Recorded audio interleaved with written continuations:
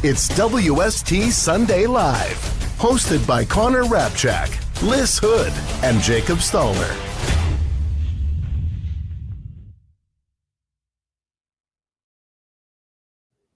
Good morning, everyone, and welcome into another edition of WST Sunday Live. My name is Connor Hellebuyck, today joined by Lyss Houde, and we've got a jam-packed episode for you. Connor Hellebuyck won the Hart this week. MVP plays right here in Winnipeg, Manitoba. Awesome story. We're going to cover that right off the top. Kyle Connor was named to the first all-NHL All-Star team. We're going to cover that as well.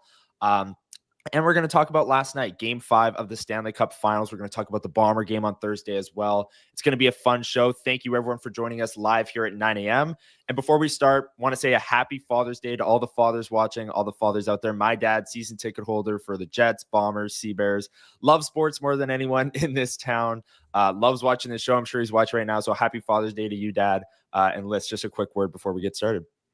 Yeah, I'm doing well. And I was going to say the same thing because I know we have lots of fathers or father figures that hang out with us in the chat every Sunday morning. So happy Father's Day to you all. Happy Father's Day to my dad. I think our dads fall into the same camp of always down to have that sports conversation, whether it's about Jets, Bombers, or any kind of headlines going on with F1, tennis, or you name it, kind of across the board. So it's always fun to kind of share that experience with them. So very happy to be able to celebrate my dad today.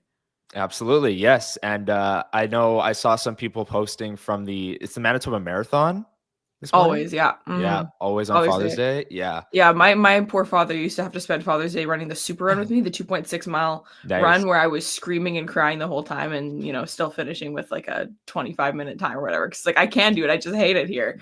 And but my dad always pushed me all the way through and, we'd go for breakfast afterwards and I think he would have a good time. So if he asks me to do it again, I will say no. But I think we used to have a fun time there as a kid. But lots of people running today. So if you're listening back on this because you happen to be busy at 9 a.m. on the Sunday because you are running the Manitoba Marathon, congrats on the finish. There you go. My dad and I once did the relay at the Manitoba Marathon, so we didn't quite do the whole 42 kilometers or whatever it is, but we split it into 4s and did it, and it was fun. It was a great time. I like how they do it at 7 a.m. because you can't do it at 2 p.m. I'll tell you that. 2 or 3 years ago, or maybe they were back-to-back years, definitely a year where I was volunteering there, they had to stop the run because it got too hot. It was only the full, so it was like past 9 a.m. or whatever. Okay. But yeah, it got really, really hot because they have to start it really early to make sure it happens. But I saw a tweet that was going around the other day of everyone being like, they shouldn't charge for run clubs. Run clubs should be free. I don't really run. And when I do, it is certainly not with other people. So I do not partake in these run clubs, whatever. Do those actually cost money? Are people paying money to be in run club? Let us know in the chat. I don't know. I don't know. I could see how though, because there's an instructor that's leading the run club. Is there not? Or I guess yeah, because I know sometimes they have the pace bunnies. It's we're running 5K. If you want to run it in 20 minutes, you follow this person. If you want to run it in 25, you follow this person, I guess. But yeah. Yeah, I've never been in a run club either, so I can't really speak. We'll start one, Cutter. We'll start one. Everyone here, you guys can come to a run club. There's not going to be a lot of running going on. Passive income. We're just going to talk about Sundays at 10:30 is when we run, so be ready, folks. And by run, we mean sit around a table and talk about Connor Hellebuyck winning the Hart Trophy for the next 12 months of our lives. Yes, absolutely. So that's a great transition from run clubs to Connor Hellebuyck. Somehow you made it work. Connor Hellebuyck wins the Hart Trophy as the NHL's MVP. I believe, he beat out Leon Draisaitl and Nikita Kucherov and Nathan McKinnon as the other 4 players that were kind of in the mix for the Hart Trophy. But Lyss, we'll start with just how cool it is that the MVP of the NHL plays in Winnipeg, and above all else, he's a goaltender. It's rare for goalies to win it. It's rare for players from Winnipeg to win it. First ever Hart Trophy in Winnipeg Jets franchise history. And for both of those things to happen is pretty incredible. And Connor Hellebuyck needed to have an incredible season to do it, and he did just that. So really, really awesome to see Connor Hellebuyck win the Hart. We all know here in the city and following this team every day that he deserved it, but nice to see him get the national recognition. Oh, for sure. And I think this has kind of, I don't know what the word is, solidified or look to what the kind of criteria for the Hart Trophy is and stuff like that. Because listen, I genuinely mean it when I say I don't think that individual performance-wise that this is the best season that Connor Hellebuyck has ever had. Sure, yeah. And the reason I say that is because there have been years where he's put up like exceptional numbers because he was playing behind Tucker Poolman on the first pairing and facing the most ridiculous amount of high danger chances every single night. And like the amount of quality shots that he had to save and that he did save was like out of this world, whatever. And so I like the whole idea of the Hart Trophy going to a player on a successful team, because the whole concept, we could talk for hours about the discourse around the definition of the award, most valuable to your team versus best in the league versus what most valuable to your team means.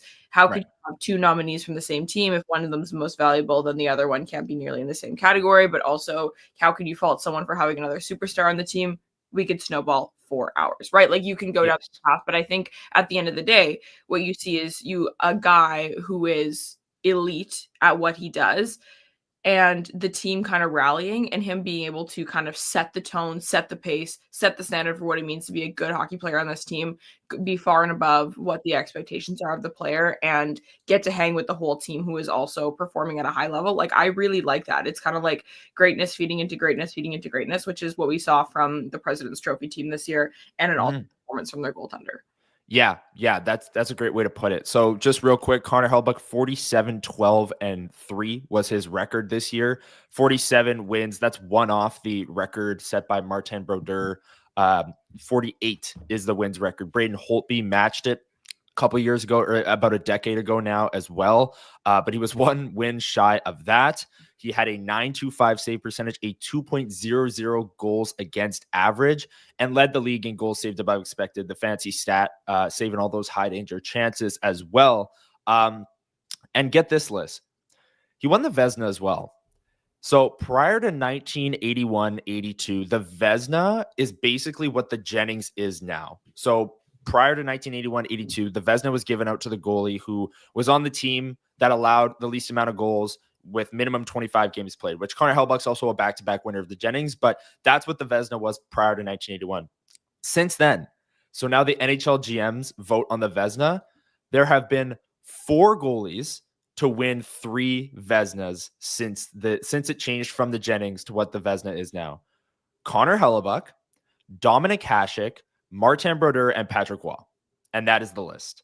And when you start talking about Dominic Hasek and Patrick Roy, and that's the conversations that you're in, it's pretty incredible. Connor Hellebuyck, also the first goalie in NHL history to be the sole winner of the Hart, Vezina, and Jennings trophies all in the same season. Carey Price in 2014 did all 3, but he split the Jennings with Corey Crawford because the Blackhawks and the Canadiens each allowed 189 goals against. So he's the first goalie to win all 3 and not split any of them. And in NHL history. And there was another tweet going on. He's the first goalie in NHL history to win all 3 of those things along with the President's Trophy, because neither of those, or Carey Price didn't win the President's Trophy in 2014 either. So yeah, let's add one in there, because why not? Let's add one in there. Like, there are just so many different angles that you can look at Connor Hellebuyck's season and how incredible it was. And when we start talking about all of this, and we start building the statue already next to Dale Hrabchak at True North Square for Connor Hellebuyck, like, it's almost, Liz, could Connor Hellebuyck retire tomorrow and be a Hall of Famer? I think at this point he has to be, right? I think because so. People were talking about the Stanley Cup. Yeah. But here is my question now: is Carey Price a Hall of Famer? So if Carey Price is, Hellebuyck is. If Carey Price is, Hellebuyck is. That is kind of where I'm falling right now. And Carey Price, and that's why I really like that we have kind of this Jennings history, this Vezina history, this whatever, where you can look at stuff where it's like, if you are someone like me who is, a little bit younger, doesn't exactly remember prime Dominic Hasek because I was just more of an idea than an actual person at that point. Right.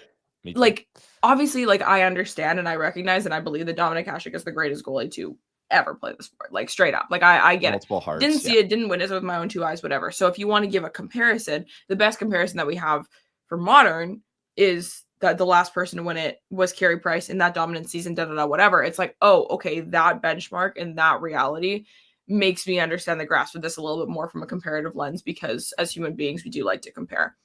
Dominik Hasek, great comparison if you're, again, a little bit older, whatever. And then we can get into all these things where it's like, yeah, if he's only in a category with Martin Brodeur, Patrick Roy, and Dominik Hasek, like, come on. You just have to be around hockey for 5 minutes to know that that's just like the most elite of company that you could possibly be in for a goaltender.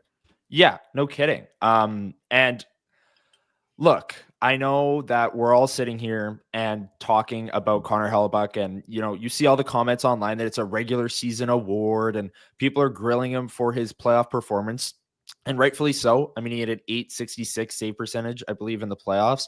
So it's something that some people still won't be impressed until he does it in the playoffs and until he wins a Stanley Cup. But here in Winnipeg, we know that, I mean, he's incredible. He carries his team every other night. The team in front of him was great this year, but there were definitely nights where he bailed them out and vice versa.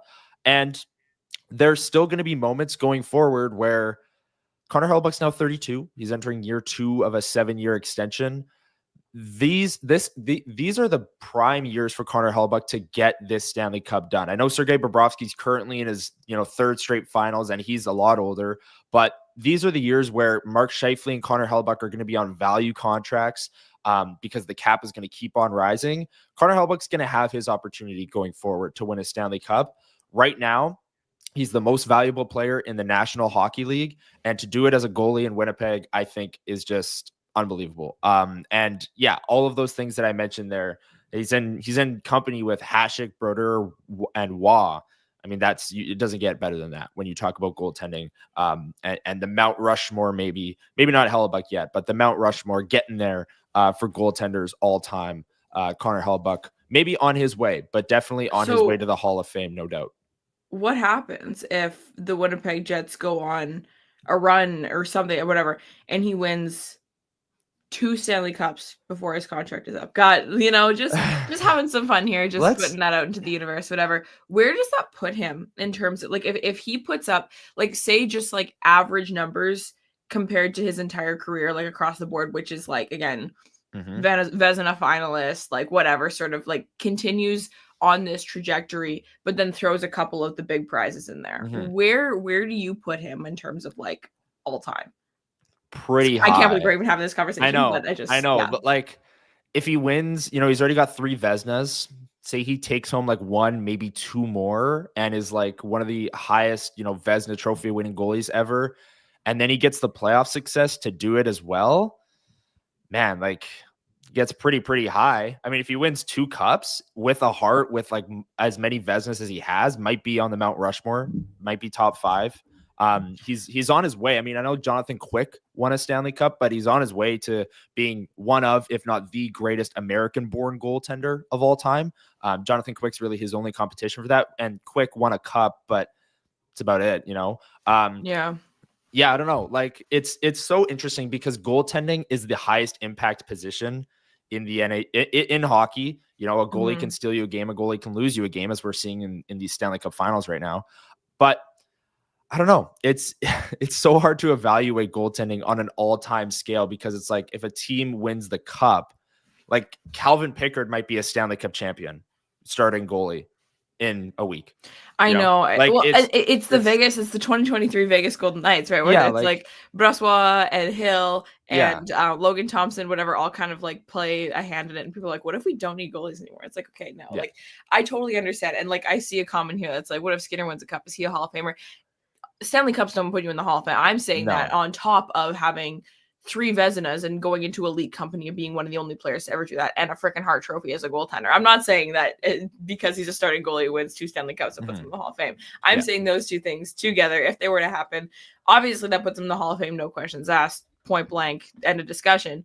But it, I think, invites a larger conversation of where does he fall all time, because like, this is just a generational run, and I know how skewed we are by the playoff performances that we've seen. Don't get me wrong. I completely get that. And listen, I know these awards are regular season awards, but then Stanley Cups are Stanley Cups. And then in the scheme of Hall of Fame nominations, where does that put you? Everything like that. But when you're just looking at straight point blank regular season hardware, we look at that a lot when looking at Hall of Fame stuff. And listen, like it's a pretty impressive run.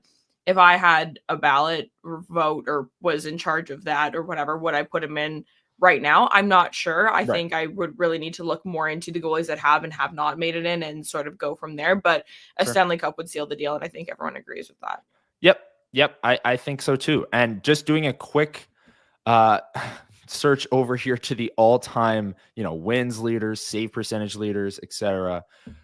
Of goalies that have played at least 200 career games across their entire career, Connor Hellebuyck is 11th all-time in save percentage at .918. For wins, he's already got 322. As we saw this past year, we saw him pass the 500 games played mark, the 300 wins mark, and the 40 shutouts mark, which are all massive milestones for goaltenders, and he's 32. Like, Connor Hellebuyck has 322 wins in 568 games, and Carey Price has 361.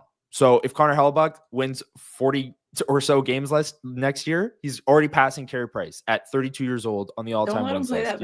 My God, like, no, let's not. But like, awesome.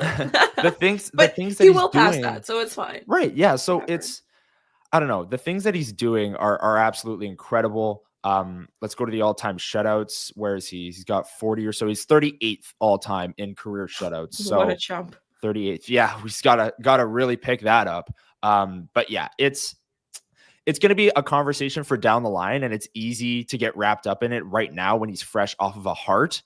But I will say, him being the MVP and all of the things that he did this year that we saw with our own two eyes in the regular season, makes him the MVP. And I don't think there's anything you can really say to doubt that. And Lyss, I have to give you your props.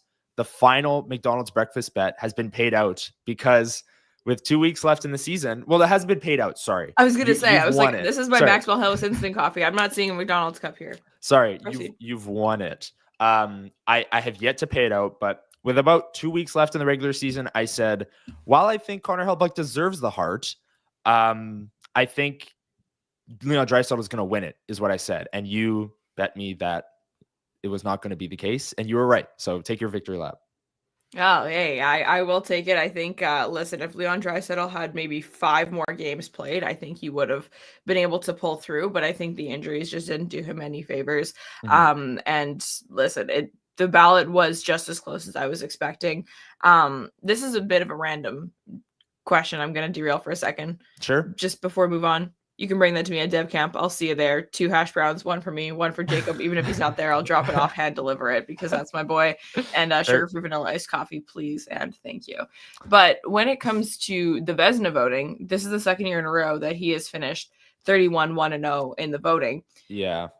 Do you think I don't know? And again, like maybe this is an ignorant thing to ask or like a question because a lot of people say that they're like, oh, like there's always someone who wants to be different, whatever. Some people are saying that it's in bad faith to vote for your own team. So it's probably Kevin Cheveldayoff who gives him the second place vote. Right. What do you think the voting, like, I don't know, like voted for him for second versus, because listen, I'm not going to lie to you. Last year, the 31-1-0, I was like, oh my gosh, this is crazy. This year, like, there's nothing. I don't know if it was like he had to have been a unanimous winner. I don't know. And like, have there been unanimous winners? I don't even know. I don't think so. So I'm speaking and I'm not 100% confident on this, but when he went 31 first place votes and 1 second place votes last year, I remember seeing that he was 1 vote away from being the first ever unanimous winner. I could be totally wrong on that, but interesting. I do think that it's Cheveldayoff because I think whether it's in writing or not, to vote for your own guy is probably, against the unspoken rule, because if everyone would just vote for their guy then kind of thing, Right. Yeah. In a season like this where it's so obvious though, you'd think maybe you could, vote for your guy, but I don't know. I think it's Kevin Cheveldayoff who voted Andrei Vasilevsky first for the Vezina, not because he thinks that Andrei Vasilevsky won the Vezina, but because for GMs to vote for their own guy is kind of bad practice, like you said, Liz. That would be my best guess. Not 100% sure on it though. Don't know what the rule is, or if there is one. or if it's just kind of an unwritten rule, or if it was Julien Brisebois voting for Andre Vasilevsky, his guy. I don't know. But anyways, that's also where okay. Yeah. I'm also not done yet. Yeah. I know the Jets, hilarious, love them for it. Posted the like all like the Sportsnet writers, like their predictions of who's gonna win the Hart and who's gonna win. The Hart, I do not care. Vote for Connor, or say that Connor McDavid is gonna win the Hart all you want, because that's a pretty valid prediction to make, whatever. But I genuinely cannot get over the fact that not a single one of them on that list said that Connor Hellebuyck would win the Vezina. I get it that he won it last year, but I just think that's so unbelievably insane. Shesterkin bounce back season, whatever. I totally understand. Like, listen, it's not like they're bad goalies that they picked, whatever. And I also understand that you don't get to see what everyone else put in before you submit yours. But 0 Connor Hellebuycks for the Vezina when he's already won it twice and was playing on like a very similar team to the team that he won it with last year. Like, that was just kind of weird to me. Like, I understand that it's like, you guys don't win it back to back super often, but like none. That's the thing. Like, let's go back to the start of the season where everyone was down on the Jets. Everyone, predicting them to maybe squeak into the playoffs. And then people were down on the Preds and people were down on the Rangers, and they still picked Saros and Shesterkin. That is fair. But then it comes in the back-to-back element. Like, not a lot of guys go back-to-back. Also, there's voter fatigue. I don't know if I would have picked Connor Hellebuyck to win the Vezina before the year, just because, like, people see someone win an award and then they get fatigued from voting for them again, so they go somewhere else. Like, part of the reason as well why Hellebuyck won the Hart is because Draisaitl has had better seasons than this one, and McKinnon won a Hart. What was it, last year or 2 years ago? So it's, I don't know. Yeah, I guess. Yeah, I guess maybe it's a bit different when it's like, if you ask someone point blank, like I probably would have said like, like Sorokin or some random thing like that too, like whatever. But if I was looking across the board and I saw Shesterkin, Sorokin, Saros, Vasilevsky, Shesterkin, I'd be like, Hellebuyck. Connor Hellebuyck. Like, no. The same way that if I had just seen Connor Hellebuyck across the board, I would have been like, do you guys not know who Ilya Sorokin is? Like, what are we doing here? But Exactly. Well, I think that's a good place to wrap up the Connor Hellebuyck discussion. Once again, to him, congratulations. Liz, did you see the video? I feel like I was gonna say. Let's talk. Okay, we'll talk about that. This would be the third time I've said, one more thing, so I'm not going to do it.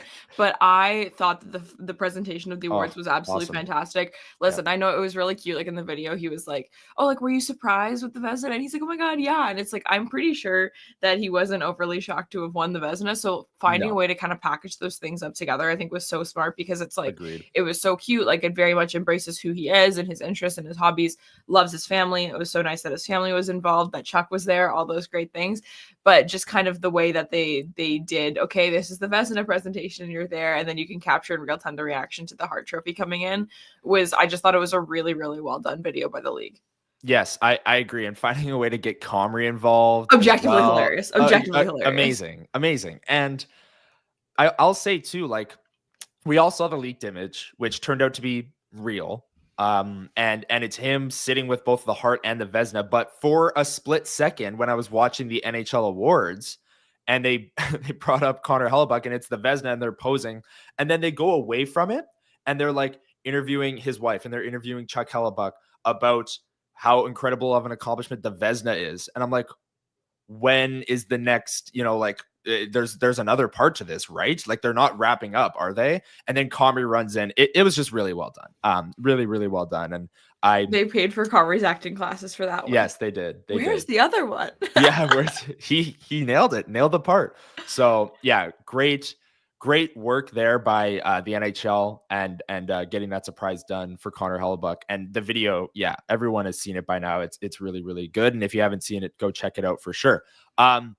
That is where we will wrap up the Connor Hellebuyck Hart Trophy discussion. It only took us 26 minutes here on a Sunday morning, but hey, it's not going to happen very often, folks. It's worth it. Yep. We don't get to see this very often. We don't get to see, like, we talk about all the time. I talk about all the time. Like, I don't think we understand that we got to witness a top 5 winger in the NHL in Blake Wheeler's prime when he was here. Like, we don't always understand greatness when we're seeing it in front of us because of how micro focused we can be on, like, picking players apart and all these different things. Like, we are watching one of the greatest goaltending runs of all time. Like, it's absolutely out of this world. And, you know, if you want to remember it fondly, then let's seal it off with a Stanley Cup or two. And I think that would be a nice way to bookend the chapter of Connor Hellebuyck and his incredible run here with the Winnipeg Jets. Yeah, isn't that what we all want to see? It's just Connor Hellebuyck lifting the Stanley Cup, as well as, you know, or putting the Stanley Cup in his trophy case, along with the Hart and his 3 Vezinas so far.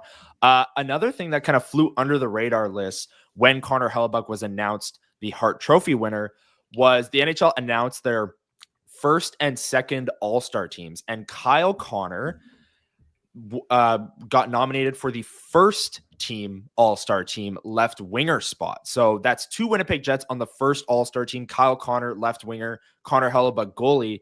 But Kyle Connor career high points, 97 this season. And you and I did a deep dive on him pretty early into the season, saying, hey, this guy's still putting up a ton of offensive numbers, and it's not coming at the expense, he's putting up great defensive results as well, and it's not coming at the expense of his offense, because he had some great back checks, was much more defensively responsible this season. So well-deserved for Kyle Sidney Crosby. Connor. He fought Sidney Crosby, set the tone for the season. So well-deserved for Kyle Connor, Lyss. Yeah, absolutely. I think it's great recognition. Again, one of those players that when you watch him, it's very obvious that the player is flawed. And so sometimes if you're a little bit too pessimistic like I am, it's really easy to kind of focus in on some of those flaws and those things. But then you have to take a step back and look at it, and you're like, oh my God, like another 40-goal season for this player. One. And like, and where I fall at the end of the day, and same thing when it comes to how much money he's going to make on his next contract that will inevitably be with the Winnipeg Jets, because they do want to extend that player for sure, is you cannot buy goals in the NHL. They don't grow on trees. Goal scorers don't grow on trees. So when one falls into your lap, when you develop one, when you trade for them, you keep them. And I completely understand. Like, listen, don't get me wrong. I remember making packages of Kyle Connor and whoever else for Pierre-Luc Dubois and Vlad Gavrikov back in 2021 when Pierre-Luc Dubois was on the trading block. Like, don't get me wrong. I have been down on Kyle Connor in my lifetime for sure. But like, when you have that player in your arsenal that you can just let that guy, like, you need to find a way to make that work. And I think that you know, getting him to be not a net negative player, because you can't be a net negative player when you score that many goals. Like, don't get me wrong. Play that many minutes. Yeah, exactly. Yeah. You have to be a net positive, For sure. Especially considering how much good you're doing. If you're actually a net negative, that's so much bad that you need to find a way to kind of alleviate a little bit. All that's to say, I think it's great recognition. I don't think he would have been my first team All-Star on the left wing there. But again, maybe it's because I'm so focused in on all the things that I think that the player can do better. He had an impressive season. He played the full 82, which is really awesome. We haven't seen, well, he did that 2 years ago too, but like, it's really awesome to see, you know, the full 40 goals, career high points, all these really awesome things. I thought it was awesome to see. He's a player that I feel like falls into this really fascinating, like Sasha Barkov-esque camp of everyone's like, he's so underrated. I'm like, if we're all saying this, is he really? But listen, I think first team All-Star is just quite the recognition. So it was really cool to see 2 guys. And then that doesn't even include their 1A defenseman who finished 4th in Norris voting. Like, what a year for the Winnipeg Jets and their superstars. Yeah, no kidding. I will say as well, just real quick, Kyle Connor, 41 goals this past year. Guess when his last power play goal of the year was? December 23rd at Toronto. You remember that Toronto game where they Logan went Stanley into was hurt. Toronto? Yeah, that's what you remember about it? They went into Toronto and won 5-2. There was a crazy goal of Gabe Vilardi and Mark Scheifele breaking up the left wall. I can't remember what exactly it looks like, but I remember it was Vilardi doing his like dancing with the puck midair thing that he did against the Rangers as well. So Jets at Leafs. Kyle Connor had a 4-point night. They won 5-2, and he had a power play goal. And that was his last power play goal, including the playoffs of the year. And he scored 41 goals this year. So pretty incredible year for Kyle Connor. That's a lot of 5-on-5 goals from that point forward, right? So, oh my God. I had no idea. I'm actually like at a loss for words. I'm going to need to like log out now and start doing a dig into how many like percentage wise 5-on-5 goals he's had over his career. Cause this is only his second 40 goal season. I know he had the 47 way back, but this is only his, wow. Wow, Yeah. wow. Okay, that's crazy. Thank you for sharing that. Yes. Had that ready to go. And well, during the playoffs as well, it was kind of a talking point because it was like the power play struggling and Kyle Connor hasn't scored on the power play since December. Like, what's going on here? Why isn't he, getting the opportunities and finishing them? We know he's great at finishing his opportunities. But yeah, 97 points this year and 17 points in 13 playoff games. So for the crowd that, likes to only really focus on the playoffs, Kyle Connor was great in the playoffs. Probably the Jets' best player in the playoffs, or maybe their best forward, along with Nikolai Ehlers, who was good in the second round when he came back from injury. So lot to debate there. But Kyle Connor, whether it was during the regular season or during the playoffs, was very, very strong for the Winnipeg Jets this past season. So well-deserved on him getting that first-team NHL All-Star. And now all eyes turn to the extension list, like you said. And I did say 11 million a few weeks ago. I might dial that back a little bit to like 10 and a half, 10. I could see 11 seems a little high. I mean, Mitch Marner might get 14. See, that's what I was Sam saying. Bennett might get 10. So maybe I want to stick with 11. I don't know. Maybe I do. So we'll see. What a time. What a time indeed. Last thing, and then we'll move on to some of our segments here. Actually, we got a few more Jets topics to get to because there was some news yesterday as well. But real quick, when we went off the air last weekend from Winnipeg Beach, thank you everyone who joined us. The reception was spotty, but we made it through. There was a tweet that came out that Chris Johnston reported on the Chris Johnston show that Nikolai Ehlers is likely to head to the market on July 1 as an unrestricted free agent. And since then, Elliot Freeman on 32 Thoughts says the Rangers are interested in Ehlers, and Utah is also interested. I know you quote tweeted that list as a potential fit for Nikolai Ehlers. So it's looking more and more like the Jets are going to have to prepare for life without Nikolai Ehlers. Obviously, things can change. For all the people that said, "Oh, we said this about Hellebuyck and Scheifele," you're 100% right. So I'm backing up here and saying, yes. Can Nikolai Ehlers sign with the Winnipeg Jets literally as we, close out of this show? Absolutely. But with all the reports that we're seeing, what do you think, Lyss, about the likelihood of Nikolai Ehlers returning? And then some of the fits that were mentioned there in the Rangers and Utah and Carolina, obviously going to be a fit as well. I don't know if this is me going to be dogging on you or dogging on people talking to you, because I cannot call this apples to apples with Mark Scheifele and Connor Hellebuyck, because his contract is up in 15 days, not 10 months. So this is like, if he signed an extension with the Winnipeg Jets in the next 15 days, I would be extremely surprised. I was of the mind that I thought it was possible. I was like, I still think that could happen after the season is done. Sit down, have a conversation, whatever. If it hasn't happened by now, I don't think it's going to happen. So I am now starting to believe a bit more the CJ rumors, the rumors, all that sort of stuff. Utah? Come on. That would be so much fun. I would love to see Nikolai Ehlers in Utah. In division does suck because Utah is going to be a pain in the butt if they get some, depending how they can leverage some of the fun pieces they have. Dylan Guenther, what a dog. What an absolute dog. I'm so obsessed with him. Oh my gosh, there's so much to love about the Utah Hockey Club. And I maybe am sounding like a mouthpiece for my favorite podcast, the PDO Cast, because those guys love the Utah Hockey Club too. But it's hard not to have a name, I said this last week. The Utah Mammoth. I'm sorry. They are the Utah Hockey Club to me. Okay, actually, here's a question for everyone in the chat. One burning question for everybody here. So this is my hat wall. If you're watching live, you can see all of my hats that I have on the wall. On this far side here, I can't go that far, is my Arizona Coyotes hat. It's my favorite hat on this whole wall. Should I get a Utah Mammoth hat and replace that and then just use I'll keep the Arizona hat because I love it? Or should I leave this as these 32 teams, or should I make it current? What do you think? I say keep it current. Let us know in the chat. But I'd say remove the Arizona one, put it in the rafters. Have a such nice a good hat. ceremony. I take it off and wear it all the time. It's that one and the LA Kings one, because the LA Kings one is white and black and it matches a lot of different outfits. I wear pretty regularly, and I wish the Toronto Maple Leafs one is this tan brown with a brown logo on it. It's so nice and it would go with so many of my outfits, but I just refuse to wear it. Because why would that's not what God intended for me? But that's where I'm at with that. Nice. Besides the point, Nikolai Ehlers, hit in the free market. Would not be surprised to see that.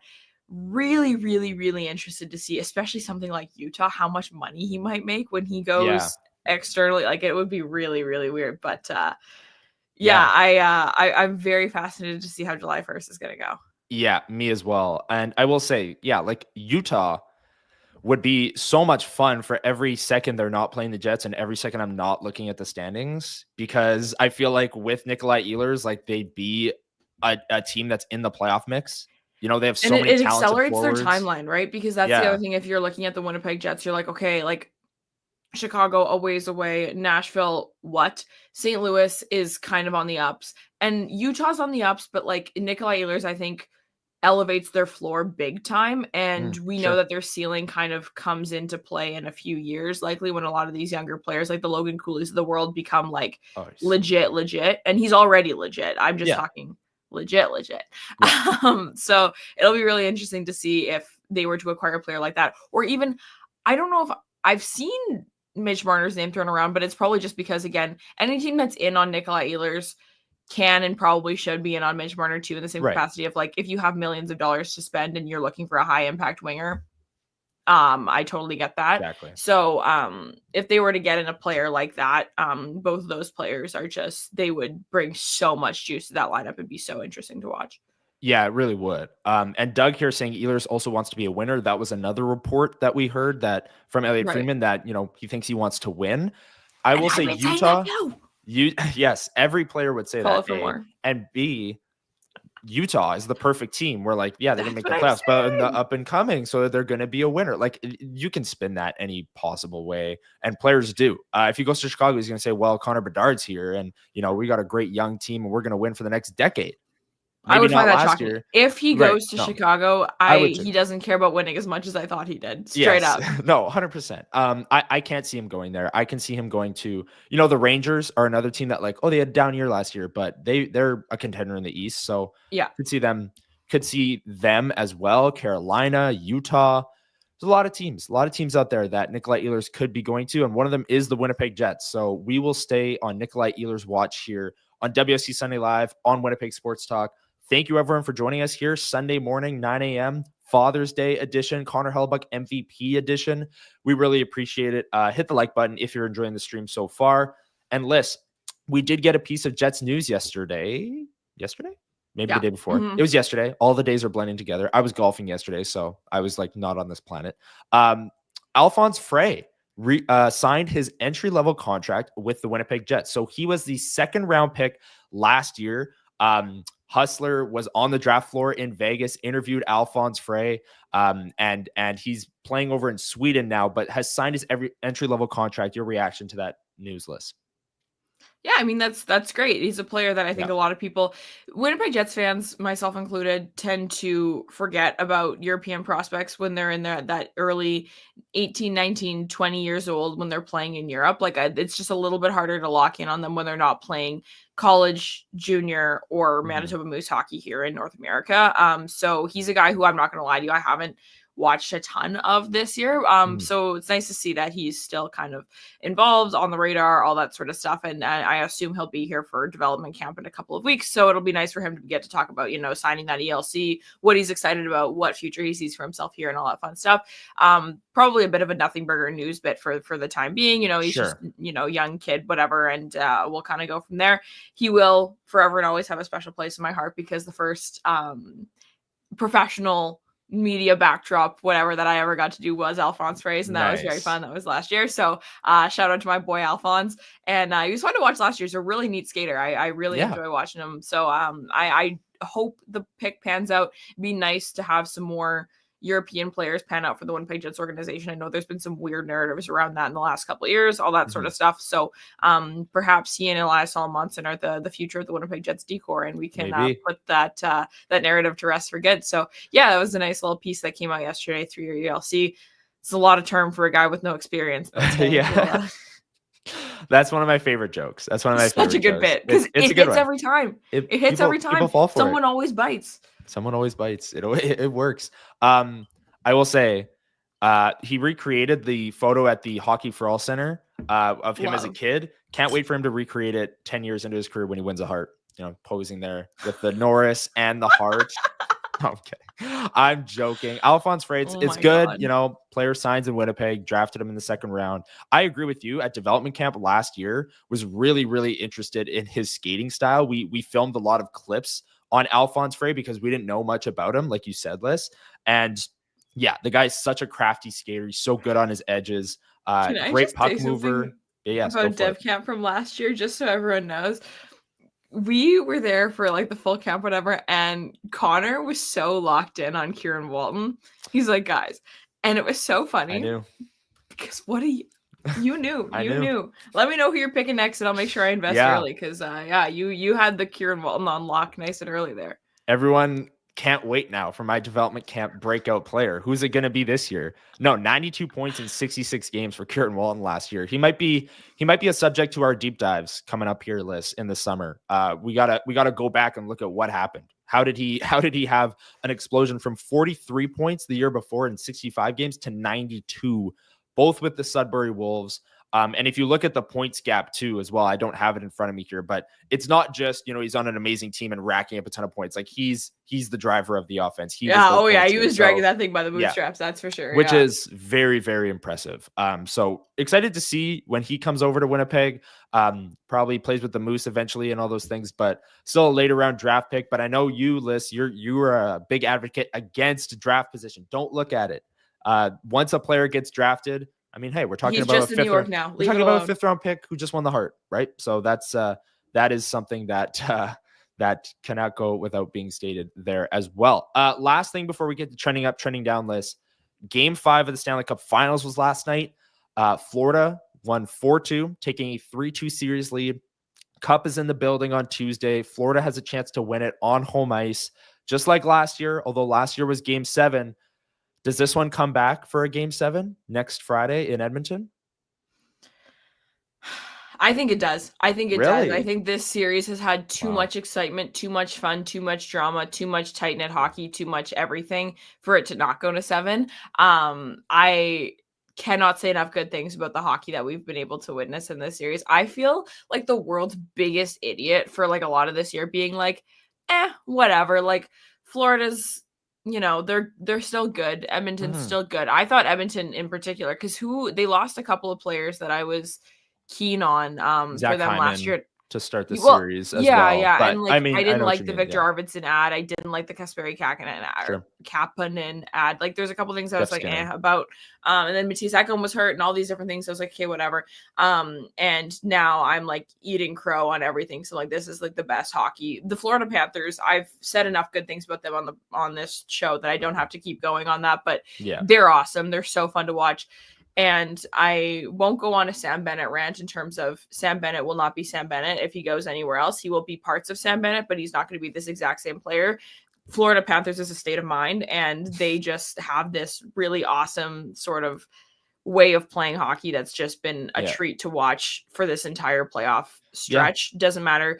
I even enjoyed watching their series against Tampa, even though it didn't have as much sauce as I was hoping it would. This Stanley Cup final has been so fun. I am rooting for the Florida Panthers just because there's someone, I think it was Chef Richard who mentioned way early in the chat before you even started. It's like, happy Father's Day. I'm honoring my father by making sure I don't forget about what the Oilers, were in the 80s, right? So I will never wish the Edmonton Oilers well in the same breath that I will never wish the Toronto Maple Leafs well. So go Cats go. Shout out to Taylor Swift and Travis Kelce for being at the game there. Yep. Very fun. Love that. Nate Schmidt, so glad he's having a redemption arc. It's quite hilarious. Yeah. What a time that Nate Schmidt and Dmitry Kulikov are defensemen on the about to be back-to-back Stanley Cup champs. Love to see it. Congrats to them. Hilarious. I've been enjoying watching. Yeah, me as well. And I just want to say, like, last night's game was such a surgical, like, veteran performance from a defending cup champion team. Like, it was the most, like, stereotypical, like, veteran, gritty win on the road that I've ever seen. Like, they completely shut the Oilers down, capitalized on their opportunities. Brad Marchand had 2 goals and 2 very nice goals. And it was, it ended up being 5-2 Florida, but that score, even that kind of flatters the Oilers. Like the Oilers had power play opportunities that they generated next to nothing on. They scored one of their goals really late. Corey Perry threw a massive screen in front of Sergei Bobrovsky. So that game, like, it didn't really ever feel close. Like Florida took an early 2-0 lead and Edmonton really, really struggled to generate any kind of offense. And kudos to Florida for shutting things down, because that was one of the most impressive defensive performances I've seen in a long time, especially on the road in a 2-2 cup final game. Like, you'd think Edmonton has the advantage there, feeding off the crowd, which the crowd was great to start the game. Got the win taken out of their sails quite early as Florida took a 1-0 lead and then a 2-0 lead shortly after Sam Bennett and Brad Marchand. So I don't know. It's been great hockey. I 100% agree with you. I hope it goes 7 because just like last year, I just don't want this series to end. I want hockey to keep going.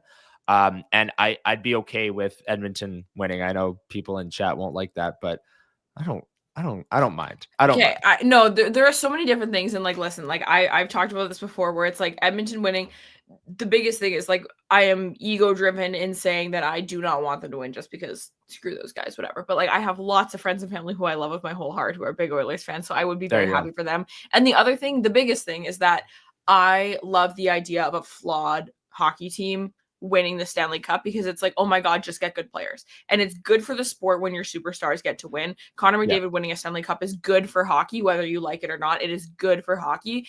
And I just think that there's so much about the way that Chris Noblosh is just like kind of managed this group that I think is so commendable. All these different things. There's a lot to like about that Oilers group in that sense, but like, I can't cheer for Evander Kane winning a cup. I can't cheer for the Edmonton Oilers winning a cup. I can't like, there's just a lot that I can't quite get behind, but the stakes are low. And if they do end up winning, and listen, they still could, because even the game where they had that massive comeback, 0 points from Connor McDavid, right? All you need is 2 shifts from him to go God mode. And all of a sudden the series could flip on its head. There's a lot to like about that, wild card that the Edmonton Oilers kind of still have up their sleeves. If it needs to get played pretty soon, if it's going to get played at all, but he could wake up a little bit and it could change the landscape of this series dramatically. Yeah. I think my reason for liking or like cheering for the Oilers is like a very like light statement. Like I'm not sitting there like stressing over. No, it's like there are 2 teams and one of them has to win. Yeah, one of them has to win, and I want Edmonton to do it. I'm not even an Oilers fan, like I said.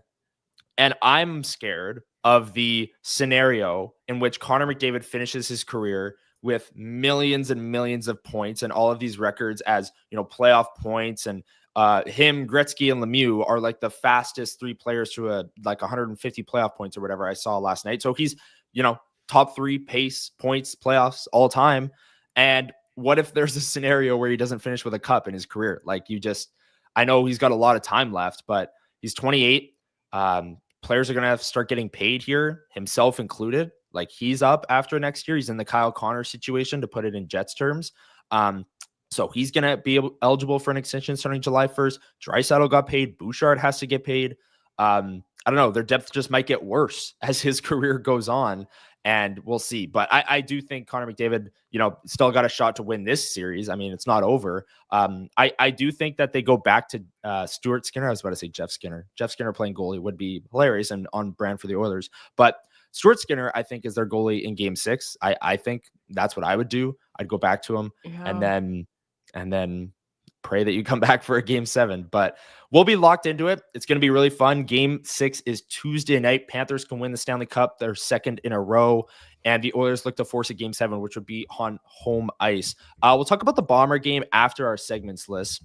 We'll just quickly touch on that because this is a hockey show. We like to keep it about the stick and puck over here, not necessarily the Canadian Football League, but we are both big CFL fans, so we will touch on that. Let's get to trending up, trending down. This is a segment where we pick one player or aspect that has been trending up or down over the past week. Now, the Winnipeg Jets haven't been playing for a couple of weeks, so we've been kind of getting gimmicky with this, choosing things off the board, if you will, and that's going to continue. But if you're here with us on a Sunday morning, on Father's Day, we really appreciate it. Drop a like down below and drop in the comment section your pick for trending up, trending down, and it can be hockey related. It can be Blue Bombers related. It can be whatever you want, trending up or trending down. And we're going to take this any which direction possible. So Lyss, you are going to go first here. What's your pick for trending up this week? I'm gonna go with Brad Marchand as my pick for trending up this week. It has been so fun to watch that dude kind of not come out of nowhere, because we all know exactly the type of player that Brad Marchand is. But again, you like watching good players have good things come their way, and I've always been a Brad Marchand fan. Love the guy, would love him even more if he was on the team I cheered for. So it's been really fun to watch him kind of be big game Brad and have some fun there. So he gets my trending up pick for this week. Nice. I've got the same pick as Gregory Liverpool. Trending up, Chris Streveler. Got through for 246 yards and 3 touchdowns. Only ran the ball twice. Like, if you told me Brady Oliveira got hurt on the first drive and Chris Streveler ran the ball twice, I would have been like, well, they got blown out. No, they blew out the BC Lions, and he outdueled Nathan Rourke. And that was such a fun game. I mean, Bomber games are always an absolute blast. I go with my dad, season tickets for the past couple of years. It's so much fun to go in a game where you're like, okay, if they lose, whatever, no Zach. BC looked great week 1, whatever. It's 1 week. And they blow them out like that. That was really fun. That was really fun to be a part of. So Chris Streveler gets my pick for trending up. We'll talk more about the Bombers in a second here. But what a game from Streveler. Who knew he could throw? Buck Pierce didn't, and he was watching that one. So anyways, Liz, your pick for trending down. Oh my God. Can you go first? I totally forgot that we have to do a second part of this. For trending down, I'm going to take just the Oilers goaltending as a whole, and also the decision making that goes into it, because as much as I am sitting here saying I'd go back to Skinner for game 6, Chris Knobloch already told the world that Stuart Skinner can't win in Florida because he pulled him in back-to-back games and pulled him early in game 4. So to go back and, try and say publicly that you have confidence in that is pretty interesting. But just their goaltending in general. Not that Calvin Pickard was necessarily bad last night, but I don't know, it was like 4 goals and 16 shots. Some of them weren't great. He was kind of just swimming all over the place. So I'm going to take the Oilers goaltending. Might be the downfall for them in this series, because the Panthers are getting great goaltending. They're playing great defense in front of Bobrovsky. So Oilers goaltending as a whole, Pickard, Skinner, and the decision-making, that's my trending down. Who do you got? I'm going to go with a bit of a weird one. With my trending down is NHL awards as a whole. I'm really sad that we're not getting a event that we get to watch this year. These videos have been cool. These videos have been nice, whatever. But like, I don't know. Like, be honest. You watch the awards show every year? Yeah. Really? I do. And award show every year. And also maybe if it's not just for me, but like the whole idea of like finding out that like Spencer Carberry won the Jack Adams at like 9 a.m. on a Tuesday or whatever is kind of just like to me. Like, I like the idea of it being a bit more of a spectacle. Like, I don't want to find out through an Instagram graphic. I want to be like, okay, like this is happening now. This is happening today. Even if I'm not watching, like kind of finding a way. Like, it's nice to have these kind of special moments for sure. But like having the players come up, and my favorite NHL awards memory, like I was gonna say of all time, but it's very recent, so like maybe I don't know, but is Quinn Hughes when he wins the Norris and he goes up and he starts thanking people and he says, and last and most of all, and the camera pans to his parents and he's like, to Roman Yossi, and it's just the funniest thing ever. It's my favorite bit. It's so good. But anyways, like I like the NHL awards. I do. I like also that it kind of tees up the like that weekend of the excitement with the draft and all these different things. And this year with the decentralized draft and all these things, I'm just kind of sad that I feel like the end of June isn't going to be the same end of June that we've had the last couple of years. So that's going to be my trending down pick. Sure. Yeah, the decentralized draft, I think that might be a trending down pick for me going forward here. I'm not a big fan of that either, but the NHL awards, like I never really watched it. Like this comment says here, the shows were always just stiff and awkward. Yes. Oh, for sure. Yeah. I guess that's part of the appeal is like watching these hockey players like try and show any sort of personality. And it's like, I think it's more like, even like if it wasn't the show, just the whole idea of like, oh, this is when the awards are going to get announced. So you can like get excited about it. I was like out for dinner with one of my friends and I checked my phone and it was like Connor Hellebuyck won the Hart. And I was like, oh my God. Like, well, I will say, Liz, actually, there was an NHL awards show and they revealed it on this show. So this show, what it was this year is they just played all the surprises and they left the Hart and Vezina to the end. And then they showed Connor Hellebuyck. So trending down me, I'm just not locked in enough is what we're saying. You not watching the NHL awards.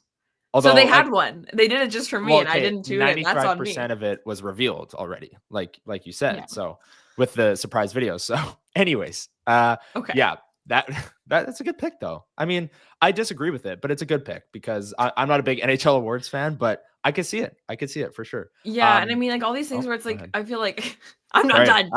No, go With for like the Vezina not being announced until like, because like again, the order of whatever, it's like the way that the Vezina was not announced. You're like, okay, like I feel like the longer it took for the Vezina to not get announced, the more I was like, okay, I have a feeling that this is going to be a little bit of a package deal here, whatever. I don't know. You know what I mean? And we saw the photo, so we knew. Anyways. That was trending up, trending down. Thank you, everyone, for taking part in the chat. We really appreciate it. Some great picks that I saw throughout the segment there. Thank you for joining us here on a Sunday morning. And like I said, drop a like down below. It helps YouTube know that we're putting out some great content here at WST Sunday Live. Let's hop right into one burning question. We've got roughly 100 people here with us live on YouTube. Thank you, everyone, for joining us. Drop your questions down below.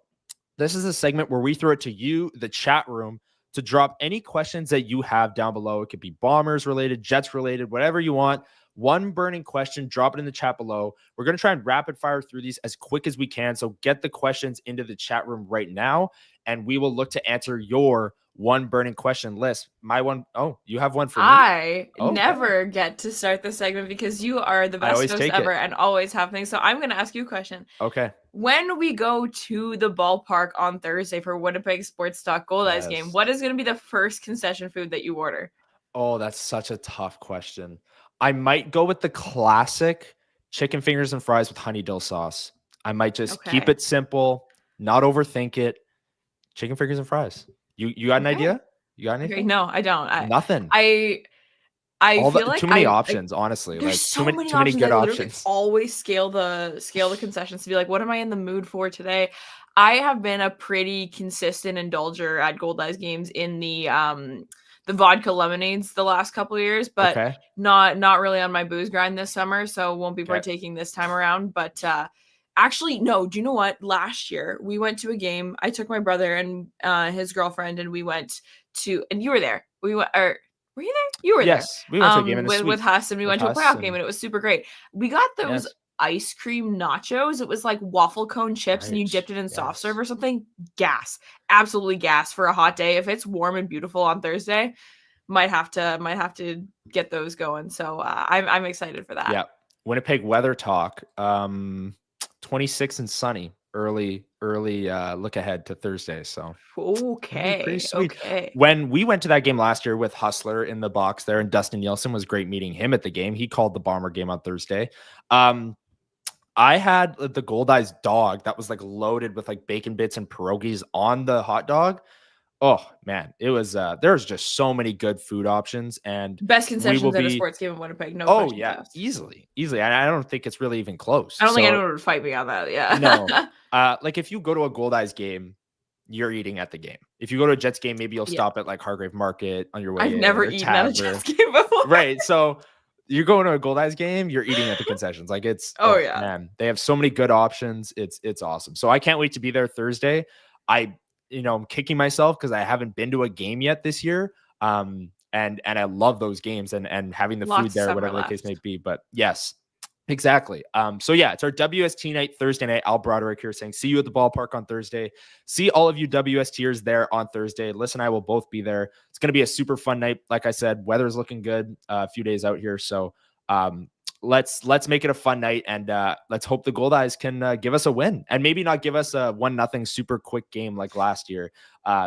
Drag it out a little bit so we can have some of those a few more of those concessions as the game goes on. Let's get to one burning question. First question here: Connor over under 11 million per season. Velarde over under 2.5 years for term. Under for Connor getting 11 million, and then over Velarde on term. Wow. Okay. Yeah. I agree with you on Connor. I think the ceiling is 11, and I did say 11, so I'm going to stick with 11. So I'd say right at it, actually, which is, if I had to pick over or under that, though, I'd say it's more likely he goes under. It's like 10.5. And then Velarde, I'd say over as well. Evolving Hockey has like a $7.5 million deal at four years. So $7.5 million AAV 4 years. I could see something like that, or like $7 million for 4 years, or 6 for one, if he bridges 1 year and then signs as an RFA next year. I don't know, but I'll take the over on that for sure. It's a good question. Spency, baseball bat beer. He's ready to go. Yeah, the bat beer. We might have to get those for WST. Helly never higher value. Is it time to sell? This question came up throughout the season too, Lyss, where it's like, well, Connor Hellebuyck's so great. Is now the time to trade him? I don't think so. Great question. It would be if a Stanley Cup wasn't the goal or whatever. You're not going to be able to replace that with anyone else. You don't have an internal solution. Milic, DiVincentis, Comrie, any other guy in the market's not going to do it for you. It kind of falls into similar logic to me as the whole, like, do you sit Jake Ottinger in game 6 against the Oilers, whatever? It's like you can't, because maybe you'll win the game by sitting him, but you could ruin your forward chances, whatever. And close only counts in horseshoes and hand grenades, and it's not going to work. Nice. The Winnipeg Jets will not win a Stanley Cup without Connor Hellebuyck with this group. So I say no.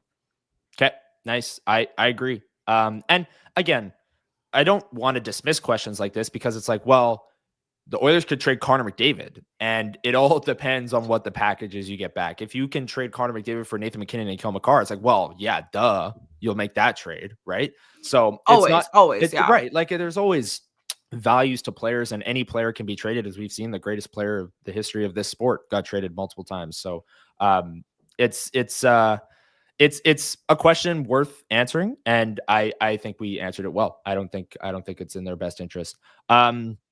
Oh, this is a bad, or it's a good question, but it's, what did I shoot yesterday in golf, and what's my best score ever? My best score is like an 86. Yesterday I didn't even break 100, so it was rough, and I got a little 86 on just the front nine. No, nice. No, I didn't even break 100 yesterday, so it was rough. I don't want to talk about it anymore. Actually, it was tough. Scott Westman asking, is Connor a pro at backing up the motorhome? Father's Day, let me tell you right now, I've never driven that thing. And I don't think my dad wants me to, because it looks very tough. Not even there, and I don't want you to. Yeah. No, I don't want me to either. I've never shown interest in driving it, because anyways. Let's roll through here. Matt Hyman saying the 999 challenge at the Gold Eyes game. Have you heard of that list? Do you know what that is? Where you have 9 beers and 9 hot dogs over 9 innings. 9 hot dogs, 9 innings. Yeah, okay. I will not be partaking, but I will be there cheering on anyone who chooses to indulge. Yeah. Bryson here is saying, is it possible for a Perfetti, Taves, Lambert second line to succeed next year? To me, it has a low floor, but potentially high ceiling. We talked about Taves last week as well. So I first want to take this in the direction of Lambert, who you are really hoping for a leap.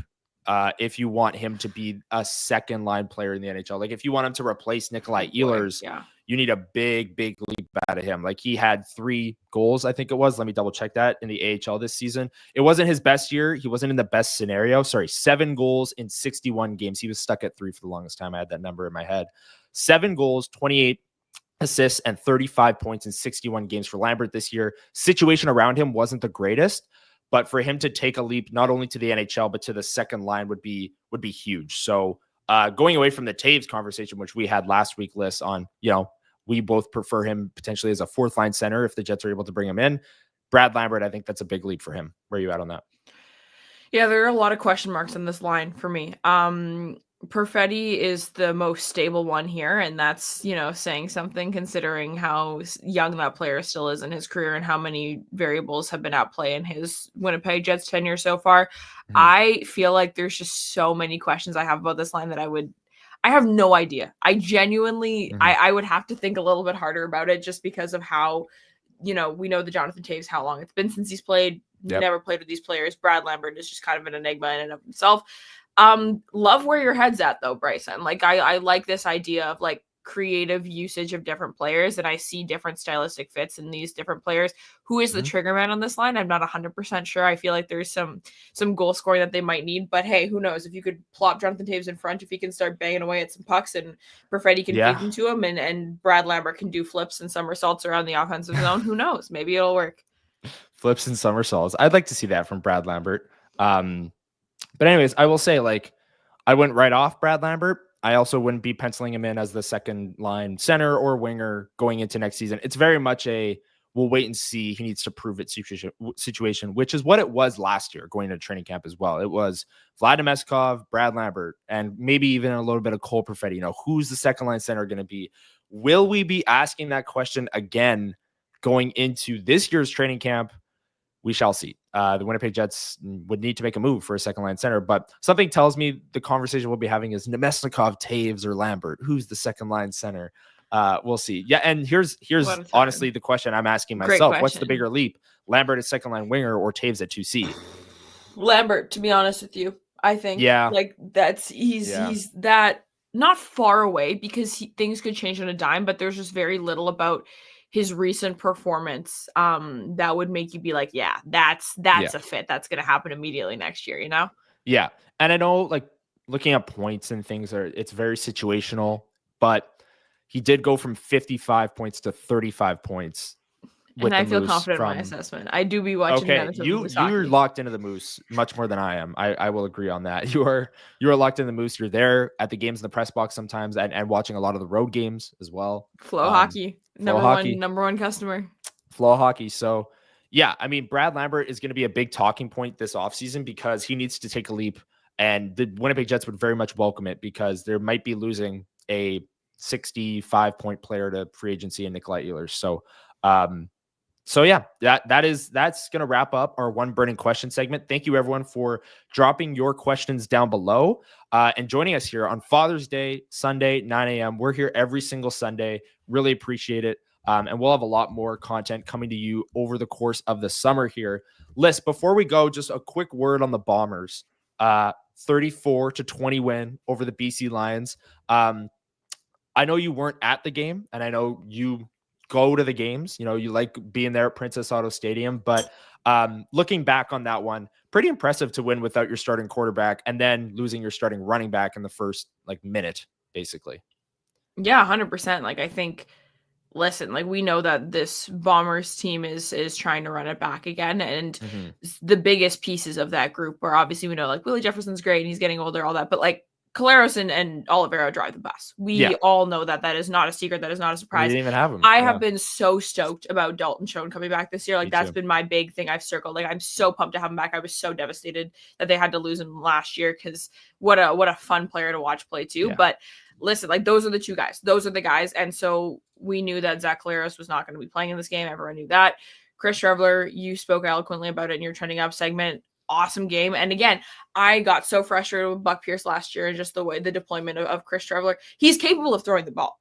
He's physically capable of throwing the ball. Better than Zach Collaros? No one's saying that. It's two different sides. People think either you're the best passer in the CFL or you can't pass. And it's right.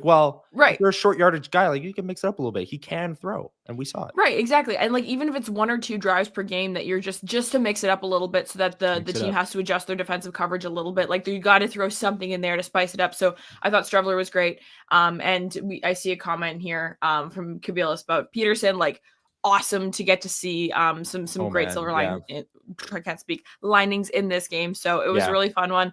Love the back and forth. The BC touchdown at the end of the first half. I was like, oh my gosh, we've got a game here. The 2 back-to-back missed kicks from Sergio Castillo were oh my gosh, what's going on here? There's a lot of theatrics in that game for a first game of the season. It was a lot of fun. So it was a good one. It really was. And the defense. I mean, so many people are talking about Matthew Pearson, Chris Trevler, and rightfully so. Those 2 players were fantastic. Keurig Wheatfall, 5 catches, 127 yards and a touchdown.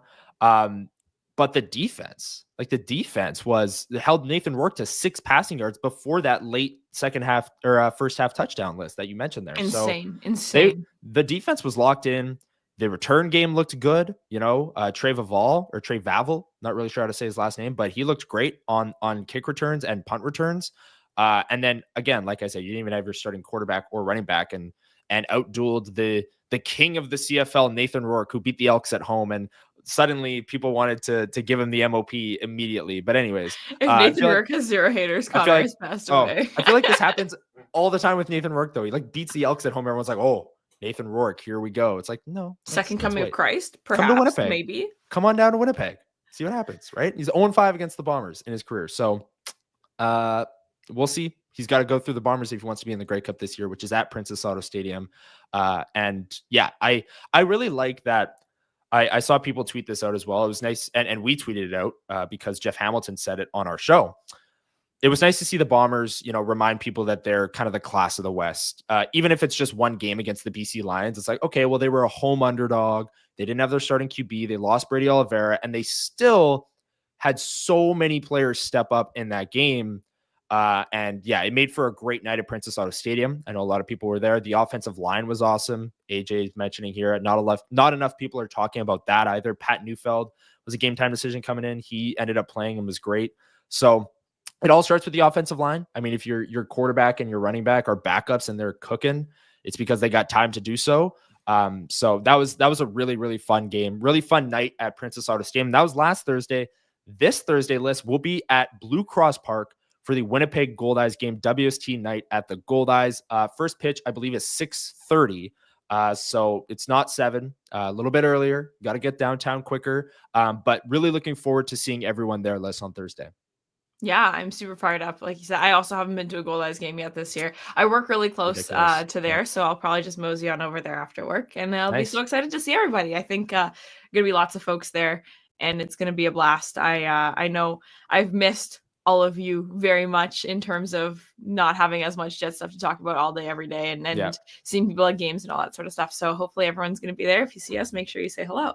Yep, absolutely. And I've got can't even really see it, Sea Bears shirt on here. Winnipeg Sea Bears. Going to the Sea Bears game today. Really, really excited for that as well. Sea Bears have won 2 straight. Looking like things are better. Finally. They got some new players. Yeah, turning things around a little bit. So looking forward to that. Sea Bears games are always great atmosphere. We talked about the concessions with the Goldeyes. There's a lot to celebrate with Winnipeg sports here in the summer, and especially Bomber games. I mean, I'm not tackling a 5-pound burrito, but I'm definitely taking part in the concessions at Bomber games as well. So really looking forward to seeing everyone Thursday. Thank you for spending your Sunday morning with us here today. One last time on the way out, happy Father's Day once again to all the fathers in chat, all of the father figures that are watching us here on a Sunday morning. We really appreciate your support. And happy Father's Day to my dad, who's definitely watching from his motorhome right now in some camping spot in Manitoba. So thank you, everyone, for joining us. We will see you next Sunday on the next edition of WST Sunday Live. Have a great Sunday. Go Sea Bears, Goldeyes, and Bombers. And we'll see you next Sunday. Have a great one, everyone. See ya.